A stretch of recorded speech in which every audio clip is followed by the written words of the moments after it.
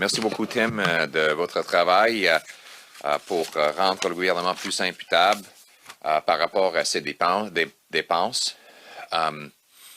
Je suis entièrement d'accord avec ce que mon collègue, M. Apple, nous a dit. Il y a 10 ans, il y a eu 28 vérifications pour le gouvernement du Canada. Et le budget était 250 milliards de dollars. Aujourd'hui, il y a maintenant 14 vérifications pour un gouvernement de 500 milliards de dollars. Pour le rendre ça plus simple, le budget a doublé et le nombre de vérifications est la moitié. Donc, notre gouvernement et ses dépenses sont moins imputables et moins responsables de loin qu'il y a 10 ans. Le vérificateur général qui vient de prendre sa retraite, M. Ricard, a dit que même avant la crise de COVID-19 et les énormes dépenses qui y sont associées, son bureau avait un manque de 10,8 millions de dollars. Mais avec l'énorme augmentation de dépenses et la motion adoptée par le Parlement obligeant le bureau de faire des enquêtes sur toutes les dépenses de COVID-19, cette pénurie est beaucoup plus grande qu'auparavant. Pourquoi a-t-on besoin des vérifications? Commençons avec l'infrastructure. Le gouvernement prétend dépenser 180 milliards de dollars pour l'infrastructure, sauf que la moitié des dépenses qu'ils prétendent avoir fait déjà sont perdues. On ne sait pas où ils sont allés, ces dollars. Selon le directeur parlementaire du budget, qui a témoigné dans cette chambre ici, il a demandé il y a des mois le ministère de l'Infrastructure de fournir une liste des projets qui équivaut les dépenses d'infrastructure que le ministère prétend avoir faites. Cependant, la liste reçue, ça ajoute juste à une somme qui équivaut la moitié de ce budget. Donc, le gouvernement dit avoir dépensé 11 milliards de dollars par année pour l'infrastructure. Ils ont une liste pour à peu près 6 milliards de dollars de projets.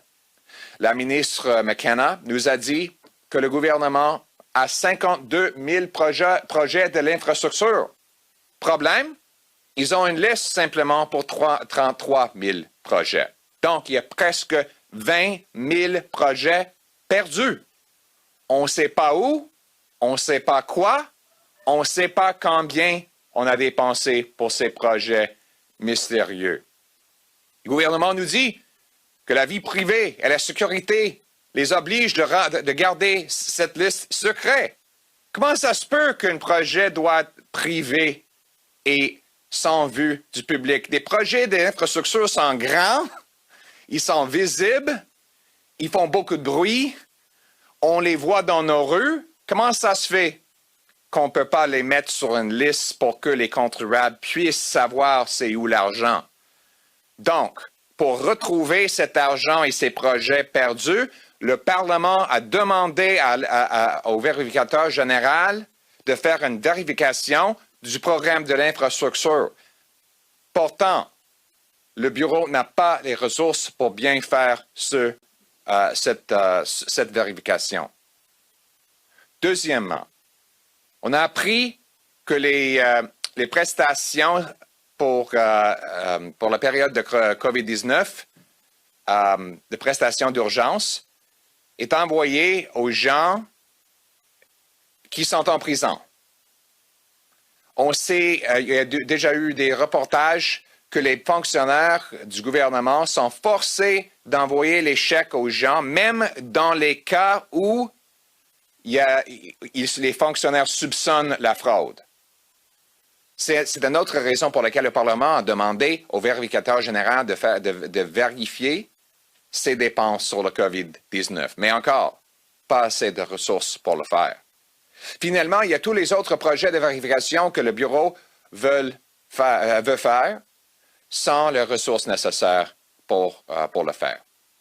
Je répète, cette année, le gouvernement fédéral va dépenser 509 milliards de dollars, un montant qui va probablement augmenter. Ça, c'est presque le double de ce qu'on a dépensé il y a 10 ans. Et on a la moitié de vérification.